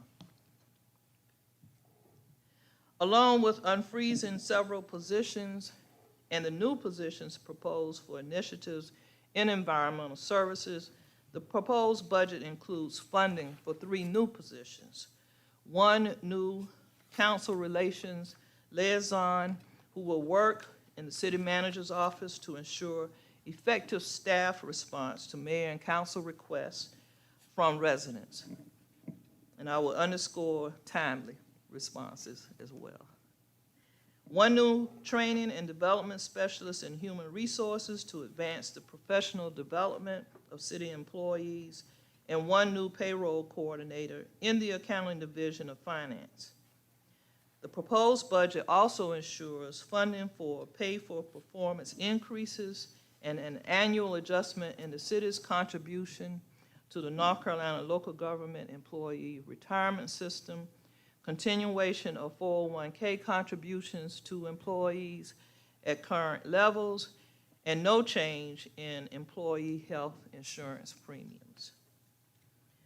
This year, our Office of Communications, Marketing, and Public Relations focused on improving outreach and connection with city residents and emphasizing transparency and positive messages. Our staff expanded our utilization of video to include live streamlining of all city council meetings and resumption of interviews and features with city staff. Along with continued utilization of TV-19, our government affairs channel, we expanded our use of YouTube and Facebook to include access to live and recorded videos as well as new podcasts. These improvements included capital investments to facilitate live production as budgeted in the current fiscal year. The Office of Communications, Marketing, and Public Relations has also assumed primary responsibility for the city's website. The primary website is undergoing redesign as we speak, which is funded in this current fiscal year. The proposed budget includes funding for ongoing management of the site with additional support provided by staff. We also launched our hashtag Rocky Mount for All brand for the town hall meetings with the city manager and panelists discussing topics of interest related to housing, public safety, economic development, downtown development, and more. Moving forward, the city needs to make targeted improvements involving the integration, securing, and utilization of technology-driven solutions. Key initiatives funded in the proposed budget include the following: enhancing technology security, monitoring through the continuation of improvements made this year to prevent outside attacks and protect internal data, and the hiring of an outsourced chief information security provider, as well as improvements to the city's GIS, Geographic Information System, including enhanced, updated, and introduction of 3D modeling, which will enhance the utilization by staff, residents, and developers. Public safety is a critical component of city operations in order to ensure the well-being and quality of life for our residents. The proposed budget funds several key improvements to public safety operations. First, the replacement and maintenance of technology-oriented equipment essential to public safety services. Key equipment covered by these appropriations include the replacement of tasers, body-worn cameras, in-car cameras, and mobile data terminals. Second, the deployment of new technologies requested by City Council are included in this proposed budget. Funds will be appropriated for the purchase and deployment of neighborhood-based cameras and a new citizen-oriented public safety mobile application. We look forward to sharing demonstrations with City Council during our budget work session on Wednesday, June the 2nd. Third, the proposed budget continues appropriation of funding for two initiatives established by City Council in this current year, which are the mental health, wellness, and community engagement training. Earlier this year, City Council approved our recommendations to begin the restoration and continued maintenance of the historic Unity Cemetery. Council also authorized the establishment of a governing body to oversee the restoration and preservation of the cemetery as a historic site. This project is also being supported by the North Carolina Department of Natural and Cultural Resources and community representatives who have family members interred there with skills and resources that will lead to success. The proposed budget appropriates approximately $200,000 in operating expenses and $700,000 in the first year of a $1.4 million project that's included in the CIP. The implementation of lockdowns by the state as part of the COVID-related executive orders created tremendous challenges for the operations of the Rocky Mount Event Center. The facility closed to the public on March 30th, 2020, as a result of the initiation of these lockdowns. Staff and operations at the event center were minimized to the safest extent possible to curtail operational costs. The event center reopened to the public in February of 2021. Since then, the event center has done a great job hosting several youth basketball and volleyball tournaments, cheer and dance competitions, spring commencement for North Carolina Wesleyan College, and other activities. The flexible and responsive work of the city, along with the event center staff, should enable us to close the current fiscal year with at least $100,000 reduction in net operating costs than originally projected for the current year, which is a significant improvement to the bottom line.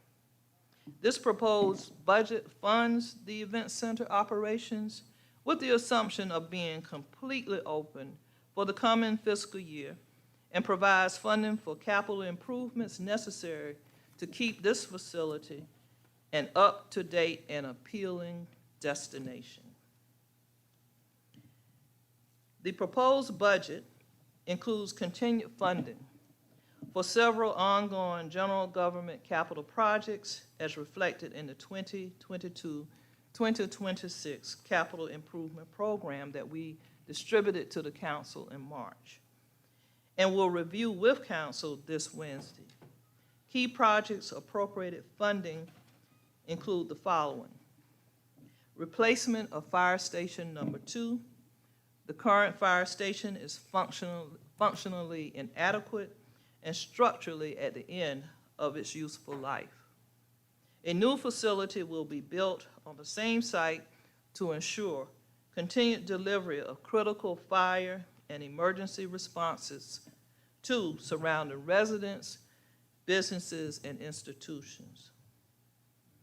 Secondly, construction of a new community center and recreation facilities in the Brattleboro community.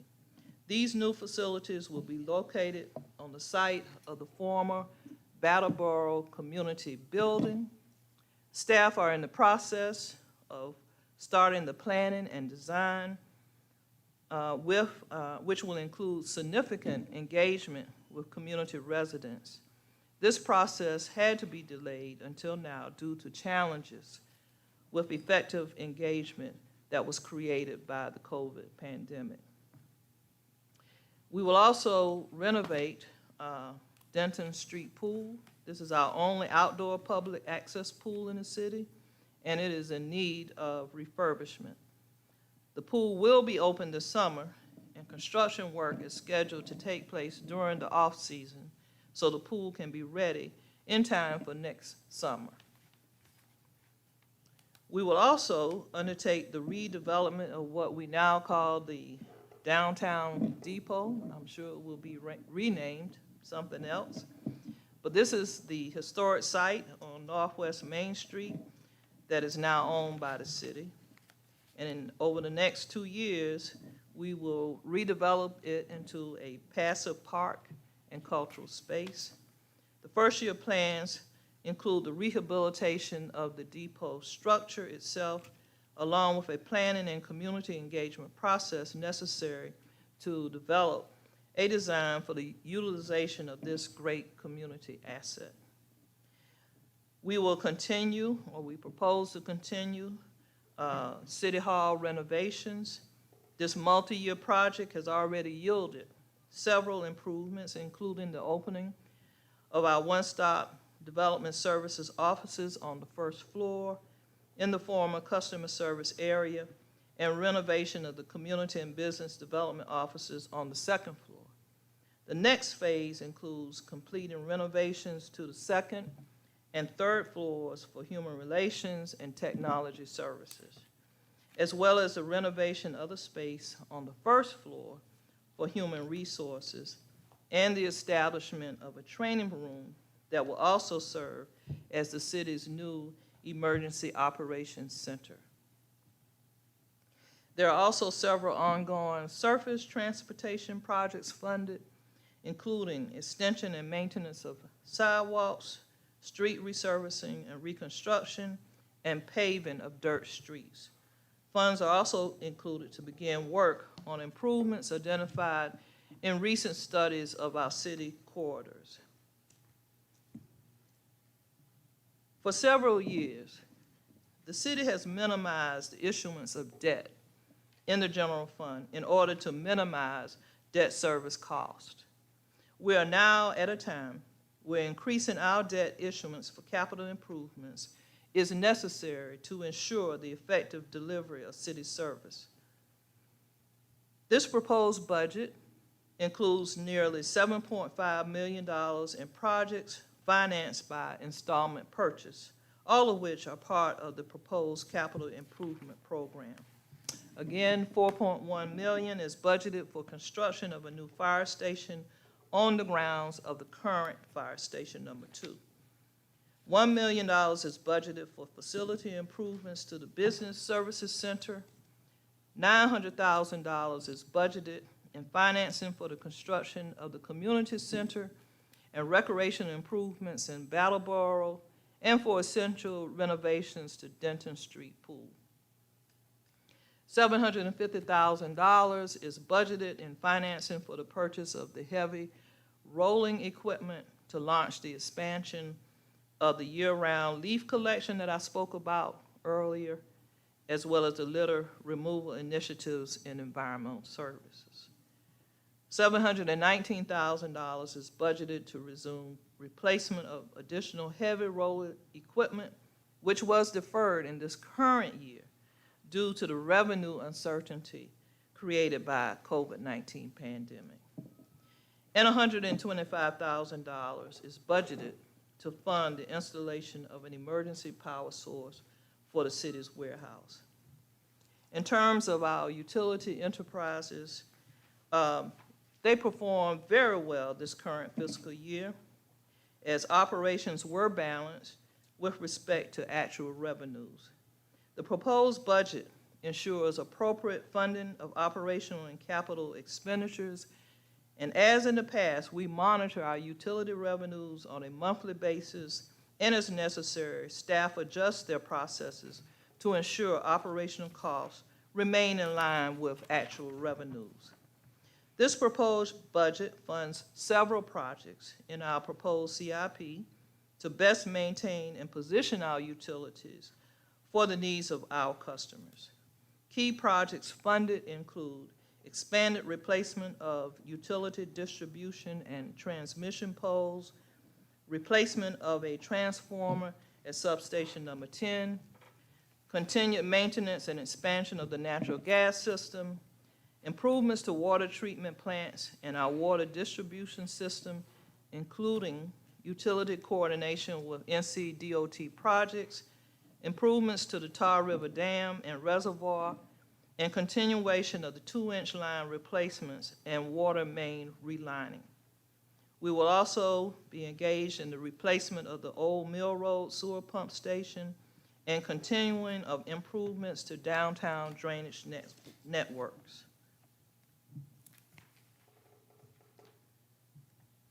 Even amid COVID-19, our city and our region has seen noticeable growth. Examples include the opening of the relocated DMV office, continued development of the CSX intermodal facility, arrival of new manufacturers, continued expansion of existing manufacturers, and planning for the first large-scale residential development in our city in at least 20 years. The city's leadership on economic development, enabled by our city council and facilitated through our work with the Carolina Gateway Partnership and Rocky Mount Area Chamber of Commerce, continued to yield dividends. Our new Office of Downtown and Business Development will further these efforts. And I can honestly say to you, since being here for almost 4 years now, I would say even in the face of a pandemic, there has been a lot of energy generated in the downtown. You would think that it would practically shut down, but the opposite has happened. And you will be seeing more people moving into some of the vacant buildings that exist today. Moving forward with economic development, we also need to consider additional initiatives. The first, of course, is a downtown master plan to shape the vision of what our city wants downtown to become.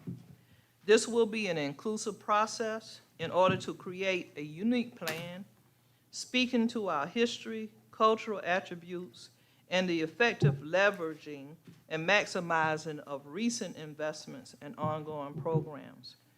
We will be particularly careful of examining the impact on surrounding neighborhoods that a growing and prosperous city center can generate. Second, we need to address the continued challenges our residents and businesses have accessing broadband.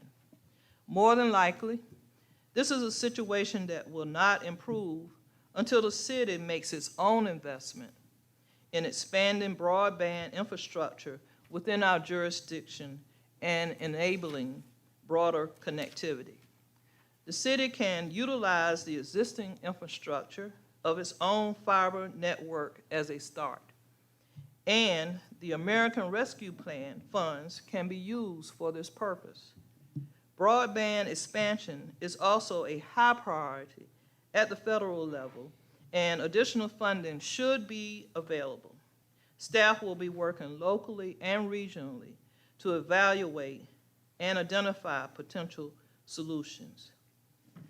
Finally, we will continue to expand upon our initial success to advance community wealth building. We are proud of the accomplishments made by the Berkshire community, and we believe their model can be deployed successfully in other neighborhoods. We will also explore additional strategies to create community wealth through further residential development, community gardens, and commercial and business activity. I do believe that this proposed budget is sustainable for the coming fiscal year.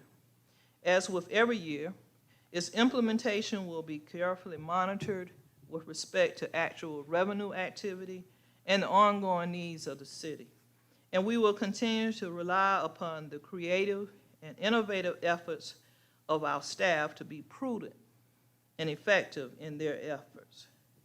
As part of our preparation for this proposed budget, we carefully considered the potential for future events and circumstances prone to create additional challenges for the city, such as the propensity for hurricanes and tropical storms.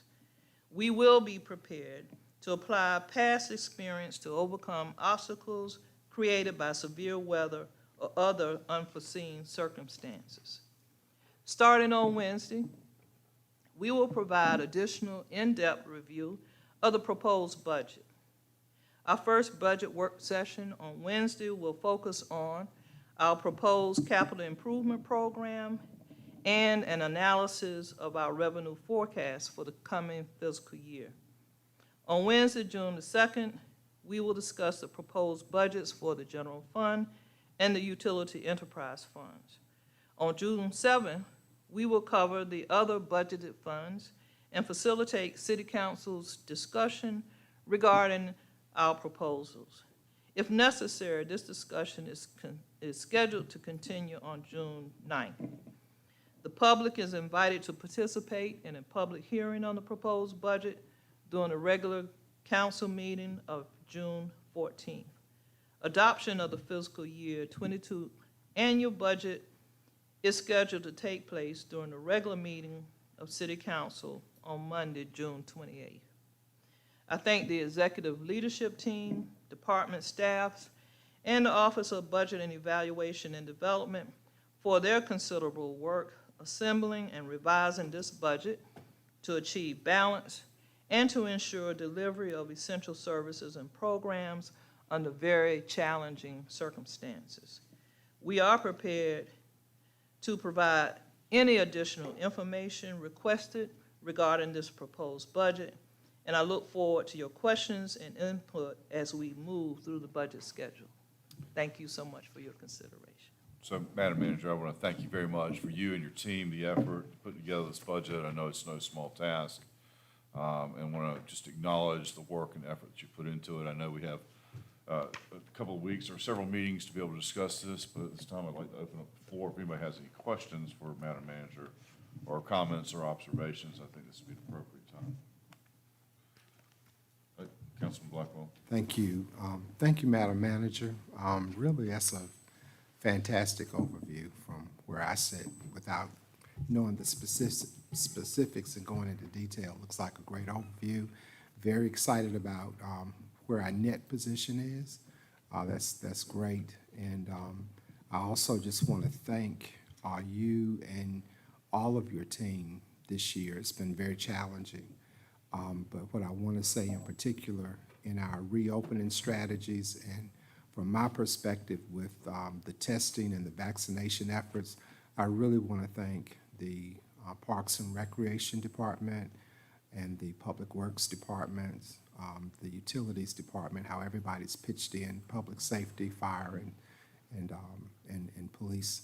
And I just thank you all for being patient, being creative, and being flexible. And I know that as we're reopening, it's challenging because we've tried to protect each other, and we've gone to the extreme to do so. And hopefully our citizens are more engaged in protecting all of us by getting vaccinated. It shows on the bottom line, though. I'm excited about looking at what's happening downtown, and I'm looking at the revenue increase, 800,000, is that what you said? In new sales, is that sales tax revenue? Sales tax revenue. So that's a big statement in a very challenging time. And I appreciate your leadership. You're beleaguered in the public square, and people easily come down here and pick shots at you and us. But I thank you for staying the course and for being focused and for continuing to provide consistent leadership, which has been beneficial for all. I'll just say some other stuff when we get later into it. But I just want to thank you for a good overall presentation. Thank you, sir. Thank you, Councilman. Anybody else? Councilman Joyner? Certainly want to ditto the words of Councilman Blackwell, as well to say that thank you, that this budget show great inclusiveness of our community and their community voices and the Atlantic Street Corridor and so many more I could mention. And I think that this is will lead us up to a great discussion around the bond and for the community to see how we manage ourselves into sustainability. And just want to thank you and your team for doing a great job. And I know that we as the City Council and Mayor look forward to supporting you in this. Thank you, Mayor Pro Tem. Councilman Daughtry? Well, I was just going to say thank you for presenting this, and I've been reading over what you gave us. And one thing I would like, if you can add at some point with one of our meetings, is bringing a document of some sort, if you can, to allow us to see where money is being spent in the various wards and how much it's being spent in the various wards. I'd appreciate that if that's possible. We'll give it a try. As best we can. Councilman Knight? And if you're going to do that, I want you to present something where money has been spent the last 130 years that have not been spent in underserved wards. I do want to see the comparison, which would be no comparison. Now, to get on to what I was going to originally say, I think in your presentation, you said that we were under 100,000 from our forecast for the event center. Is that correct? I think what I said was that we're going to be balanced $500,000 over the current year. So we're starting to close that gap of dependency, if you will, on the general fund to support the event center. Okay, so that's good. And so I was going to say, if it hadn't been for the pandemic, we had to close our event center and other facilities, we would have been well on our way and met our forecast, our goal. And also, if the council was not stopped with moving forward with the hotel and the parking deck, we probably would have been much further down the road. So I'm very, number one, happy to see the numbers, we criticize this council and you and your staff for moving forward with this vision. And so I just want to thank the staff and yourself and this council for continuing to build and stay focused. And I just want to thank you and looking forward for the budget meeting. Thank you, Councilman. Anyone else? Madam Manager, thank you so much for your work and your effort and your presentation. Well, we got to get through it, so. All right, so that brings us to item 8, which is our consent agenda. If you recall, we were removing item C and voting on that separately. So consent agenda, item A is consideration of tax releases and/or refunds. Schedule A, taxes under $100 approved for release and/or refund by the city manager. Consideration of recommendation of approval of award of badge to Senior Patrol Officer John Thompson for more than 13 years of dedicated service. The retirement date was April 1, 2021. Item D, which is consideration of request for authorization to apply for grants. 2021 Patrick Leahy Bulletproof Vest Partnership, $19,250 requires a 50% match. Funding used to replace 44 bulletproof vests. And the North Carolina Science Museum grant, $37,550 for fiscal year 2022 and fiscal year 2023. The requested action is to approve the consent agenda excluding item C, to acknowledge the receipt and report of the city manager of Schedule A, taxes approved for release and refund, approve award of badge, and authorize staff to submit grant or applications and authorize the mayor, city clerk, city attorney, and other appropriate officials to execute any required documentation, certifications, subsequent grant agreements on behalf of the city. And I think the ordinance is item C, isn't it? Yes. So with that, I'll entertain a motion. So moved. Motion made by Councilman Daughtry, seconded by Councilman Walker. Is there any need for discussion on these items? Hearing none, all in favor, please say aye. Aye. All opposed, like sign. Motion carries. So item C is consideration of the following fiscal year 2021 ordinance amendments.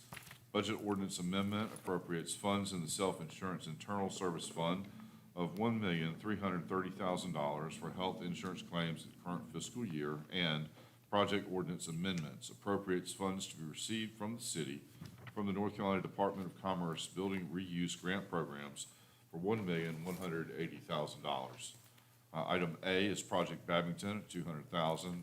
Item B is Project LS Tractor at $190,000. Item C is Project X-Ray for $500,000. Item D is Project Boulevard for $200,000. And item E is Project J Group for $90,000. Entertain a motion to move forward with So the moved. adopted ordinances. Motion made by Blackwell, seconded by Joyner. Is there a need for additional discussion on these items? Hearing none, I'll ask all in favor, please say aye. Aye. All opposed, like sign. Okay, item carries. Brings us to item 9, the appointments. Are there any appointments of board members of various vacancies to be brought before the council tonight? Hearing none, we'll move on to the additional item, which is the street closure. Let's see, and that's the consideration of request from Tony Battle to close the 300 block of Smith Street to the corner of Davis Street from 2 p.m. to 6 p.m. on Saturday, May 29th for Memorial Day gathering. Requested action is to approve the temporary street closure. Motion made by Councilman Joyner. Is there a second? Second. Second by Blackwell and Miller. All in favor, please say aye. Aye. All opposed, like sign. Motion passes. Let's see. Resolution, okay, I got it.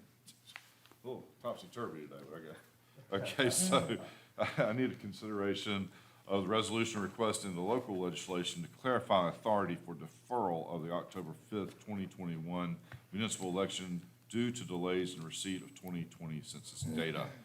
Is there a motion on the floor to request? Second.